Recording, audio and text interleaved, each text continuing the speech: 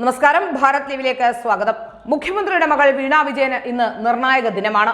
മാസപ്പടി വിവാദത്തിൽ കേരള, കർണാടക ഹൈക്കോടതികൾ ഇന്ന് കേസുകൾ പരിഗണിക്കും. മാസപ്പടി വിവാദത്തിൽ മുഖ്യമന്ത്രിയുടെ മകൾ വീണ വിജയന്റെ കമ്പനി എക്സാലോജിക് സമർപ്പിച്ച ഹർജി കർണാടക ഹൈക്കോടതി ഇന്ന് പരിഗണിക്കും. SFIO അന്വേഷണം തടയണമെന്നാവശ്യപ്പെട്ടാണ് എക്സാലോജിക് ഹർജി സമർപ്പിച്ചിരിക്കുന്നത്. അന്വേഷണം പ്രഖ്യാപിച്ചതിന് ആധാരമായ രേഖകൾ വിളിച്ചു വരുത്തണമെന്ന ആവശ്യവും ഹർജിയിലുണ്ട്. അന്വേഷണം നിയമവിരുദ്ധമെന്ന് ചൂണ്ടിക്കാട്ടി സമർപ്പിച്ച ഹർജിയിൽ കോടതിയുടെ നിലപാട് നിർണായകമാകും. ജസ്റ്റിസ് M നാഗപ്രസന്നയുടെ സിംഗിൾ ബെഞ്ചാണ് കേസ് പരിഗണിക്കുന്നത്.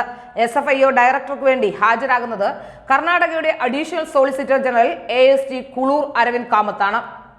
വീണ വിജയന്റെ കമ്പനിയായ എക്സാലോജിക്കിന്റെ സേവന സാമ്പത്തിക ഇടപാട് രേഖകൾ തേടി SFIO സമൻസ് അയച്ചതിന് പിന്നാലെയാണ് കമ്പനി നിയമവഴിയിലേക്ക് നീങ്ങിയത്.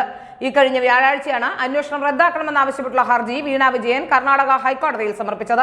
മാസപ്പടി വിവാദത്തിൽ SFIO അന്വേഷണം ആവശ്യപ്പെട്ട് ഷോൺ ജോർജ് സമർപ്പിച്ച ഹർജി കേരള ഹൈക്കോടതിയും ഇന്ന് പരിഗണിക്കുന്നുണ്ട്. കേസിൽ അന്വേഷണം ആരംഭിച്ച സാഹചര്യത്തിൽ ഹർജി കോടതി തീർപ്പാക്കുമെന്നാണ് സൂചന. KSIDCയുടെ രേഖകൾ ആവശ്യപ്പെട്ട് കേന്ദ്ര കമ്പനികാര്യ മന്ത്രാലയം സമർപ്പിച്ച ഹർജിയും ഇന്ന് കേരള ഹൈക്കോടതിയുടെ പരിഗണനയ്ക്ക് വരുന്നുണ്ട്. ഏതായാലും വീണ വിജയനെ സംബന്ധിച്ചിടത്തോളം ഇന്ന് നിർണായക ദിനം തന്നെയാണ്.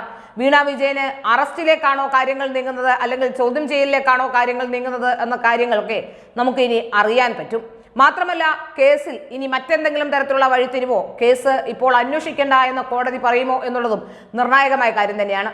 വീണയുടെ കമ്പനിയുമായി ബന്ധപ്പെട്ട അക്കൗണ്ട്സുകളിൽ ചില തിരിമറികൾ ഉണ്ട് എന്ന് ROC തന്നെ കണ്ടെത്തി കഴിഞ്ഞിട്ടുണ്ട്. ആ പ്രാഥമിക റിപ്പോർട്ടിന്റെ അന്വേഷണത്തിൽ കൂടിയാണ് പിന്നീട് അന്വേഷണം പുരോഗമിക്കുന്നത് എന്നുള്ളത് കൊണ്ട് തന്നെ തീർച്ചയായും ഈ കേസിൽ വീണയ്ക്ക് തിരിച്ചടി ഉണ്ടാകാനുള്ള സാധ്യതകൾ തന്നെയാണ് മുന്നിൽ കാണുന്നതും.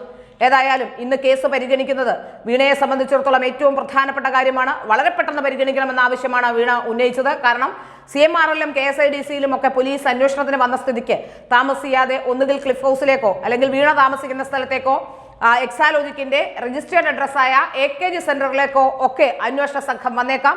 അന്വേഷണ സംഘം AKG സെന്ററിലൊക്കെ വന്നാൽ ഉണ്ടാകാവുന്ന ഭവിഷ്യത്തുകൾ, അത് ജനങ്ങളുടെ ഇടയിൽ ഉണ്ടാക്കുന്ന അവമതിപ്പ് ഒക്കെ മുൻകൂട്ടി കണ്ടാണ് തന്റെ അഡ്രസ്സ് കർണാടകയിലാണ് കമ്പനി, അതുകൊണ്ട് തന്നെ അഡ്രസ്സ് അവിടെയാണെന്ന് സ്ഥാപിക്കാനാണ് വീണ ഇത്തരത്തിലൊരു പരാതിയുമായി നീങ്ങിയത്. അല്ലാതെ ഇതിൽ നിയമപരമായി മറ്റൊന്നുമില്ല എന്ന് പറയപ്പെടുന്നുമുണ്ട്. ഏതായാലും ഇന്ന് കാത്തിരുന്ന് കാണുക തന്നെ മാർഗമുള്ളൂ. ഏതായാലും വീണയ്ക്ക് തിരിച്ചടി ഉണ്ടാകാനുള്ള സാധ്യതകളാണ് കൂടുതലും കാണുന്നത്.